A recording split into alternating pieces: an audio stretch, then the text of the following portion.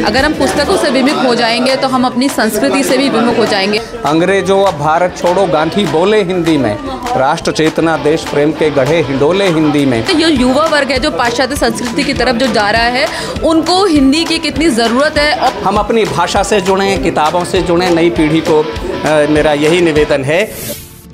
कविताओं के माध्यम से देश की सेवा करने वाले राष्ट्रीय कवि अर्जुन सिसोदिया ने देश भर में अपनी रचनाओं के माध्यम से युवाओं में जोश भरने का काम किया है।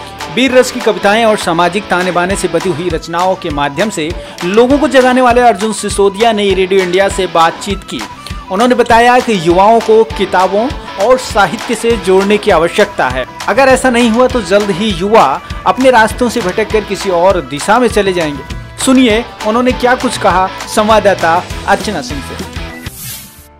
और मनोवैज्ञानिक क्रम वर्णों का केवल हिंदी में, अंग्रेजों अब भारत छोड़ो गांधी बोले हिंदी में, राष्ट्र चेतना देश प्रेम के गढ़े हिंडोले हिंदी में, जिसके बलिदानों के बल पर भारत माँ स्वाधीन हुई, वह बलिदानी हिंदी क्यों अंग्रेजी के अधीन हुई, छोड़ गए अंग्रेज देश पर अपना ही अधिकार हुआ, खेद आज अपनों से ही हिंदी पर अत्याचार हुआ, तो एक राष्ट्र धारा में सारा भारत बह पाए चाहो, तो हिंदी को शीघ्र राष्ट्रभाषा के पद पर बैठाओ, हिंदी ने स्वीकार करी विपदाओं भरी चुनौती हैं, अतः राष्ट्रभाषा का पद तो हिंदी की बात होती है। बहुत बहुत धन्यवाद ई रेडियो को, उड़ान को, आप सभी को। सर एक आपसे एक आखिरी प्रश्न पूछना चाहती हूँ। आज का ये युवा वर्ग है जो पाश्चात्य संस्कृति की तरफ जो जा रहा है, उनको हिंदी की कितनी ज़रूरत है और इस तरीके के मंच की आवश्यकता कितनी है देश को?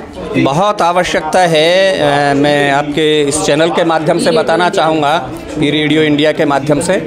मेरा एक स्वयं का विद्यालय संचालित है CBSE बोर्ड से हाई स्कूल तक, और मैं डिग्री कॉलेज में प्रधानाचार्य रहा हूँ 20 वर्ष तक। आश्चर्य होता है कि हम बचपन में, मैंने एक बार चोरी की थी, पिताजी की जेब से पैसे लेकर के मैं नंदन चंपक कुछ किताब खरीद के लाया था। हमारे यहाँ प्रेमचंद जैसे वरिष्ठ साहित्यकार का साहित्य रखा है।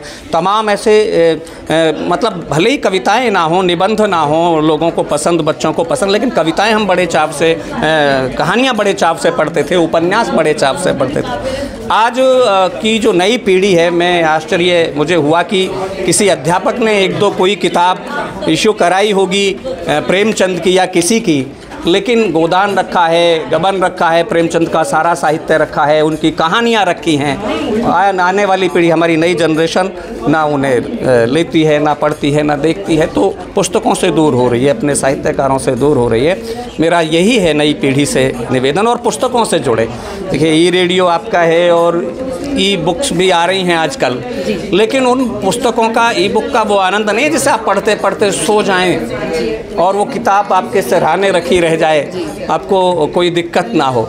वो जो सुख है पढ़ते पढ़ते सो जाने का उस किताब को, वो केवल पुस्तकों के माध्यम से हो सकता है। हम अपनी भाषा से जुड़ें, किताबों से जुड़ें, नई पीढ़ी को मेरा यही निवेदन है कि वो अधिक से अधिक पुस्तकें पढ़े, अपने मन की पढ़े, जो भी हो, कविता की पढ़े, कहानी की पढ़े, निबंध की पढ़े, आलोचना, समीक्षा, जो चाहे पढ़े, लेकिन पुस्तकों से जुड़े, हिंदी से जुड़े, तो हिंदुस्तान जुड़ेगा, भारत जुड़ेगा।